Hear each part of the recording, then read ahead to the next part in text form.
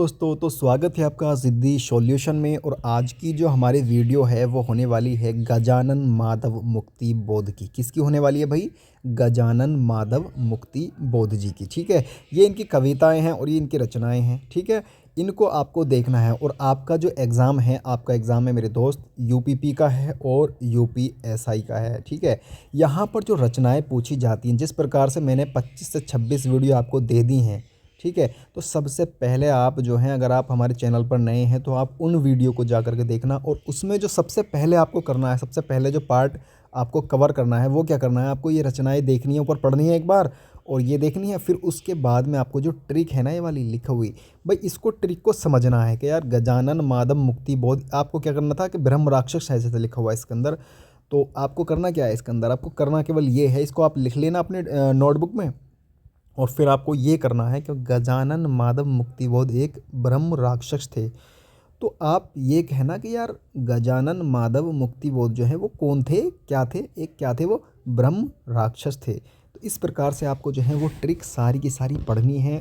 जब आप ये वाली रचनाएं याद कर लोगे तो मैं हफ्ते में एक बार, वंस अ वीक है ना, आपको एक वीडियो ऐसे डालता रहूँगा ये वाली। सबसे पहले आप ये सबसे ज़्यादा इंपॉर्टेंट है ये वाली रचनाएं। ठीक, ये कर लोगे, उसके बाद हम जो जहाँ से प्रश्न आने की संभावना बहुत कम है उसे सबसे ही लास्ट में करेंगे, लेकिन जहाँ सबसे ज़्यादा है प्रश्न आने की संभावना वो हम सबसे पहले कर रहे हैं। यानी कि रचनाएं बहुत ज़्यादा पूछी जाती हैं, तो यही आपकी मैंने वीडियो सबसे ये हमने पहले करा दी हैं। ठीक है, तो चलिए इनकी वीडियो हम शुरू करते हैं। क्या है तो देखो भाई, गजानन माधव मुक्तिबोध जी की कविताएं हैं। अंधेरे में मैं तुम लोगों से दूर हूँ, चांद का मुंह टेढ़ा है। क्या है? चांद का मुंह कैसा है? टेढ़ा है।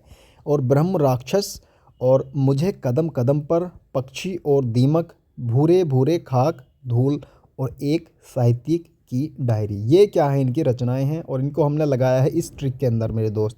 आप हिंदी साहित्य कहीं से भी पढ़ लेना, लेकिन वो पता है क्या करते हैं वहाँ पर केवल आपको ये रचनाएं लिखवा देंगे, लेकिन आपको याद कैसे करना है वो आपको कोई नहीं बताने वाला।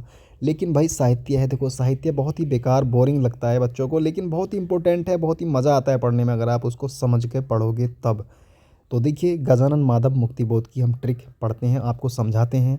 आपको मज़ा आए तो जो लास्ट वाली वीडियो पड़ी हुई है चैनल पे प्लेलिस्ट में, वो जाकर आप देखना, उनको आप लिखना और फिर जो है मुझे बताना कि आपको कैसा लगा। ठीक, तो गजानन माधव मुक्तिबोध एक ब्रह्म राक्षस थे। कौन थे भाई? वो एक ब्रह्म राक्षस थे। उनके पास एक साहित्य की डायरी थी। क्या थी उनके पास भी? किसके पास?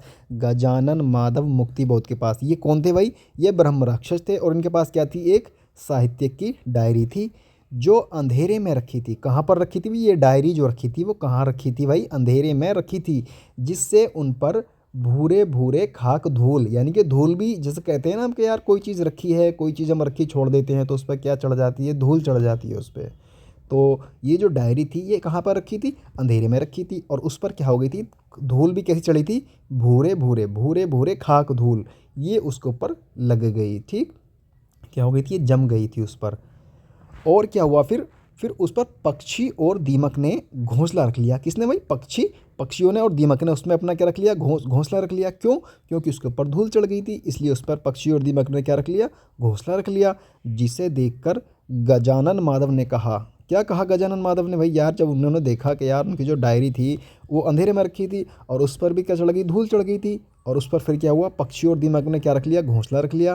तो फिर उन्होंने ये कहा, किसने कहा? गजानन माधव ने ये कहा कि मुझे कदम कदम पर चांद का मुंह टेढ़ा लगता है, इसलिए मैं तुम लोगों से दूर हूँ।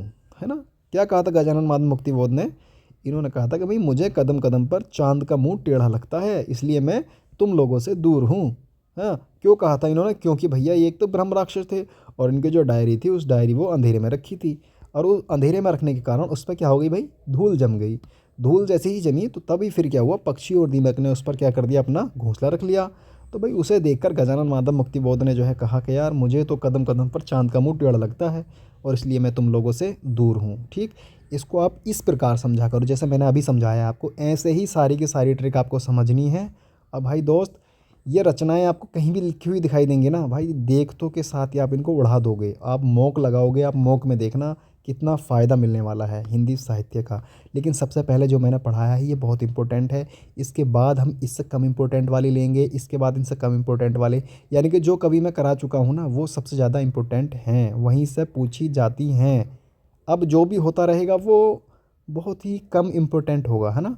लेकिन करना आपको सब कुछ है, ठीक है? तो मिलते हैं नेक्स्ट वीडियो में, तब तक आप जो हमारी प्लेलिस्ट में वीडियो पड़ी हुई हैं उनको आप देखो, डेली सुनो, 2x पे सुनो और समझो उनको, ठीक है? हिंदी साहित्य आपका अगर पूरे में से पूरा ना हो जाए, आके यहाँ कमेंट कर देना, ठीक है दोस्त? धन्यवाद।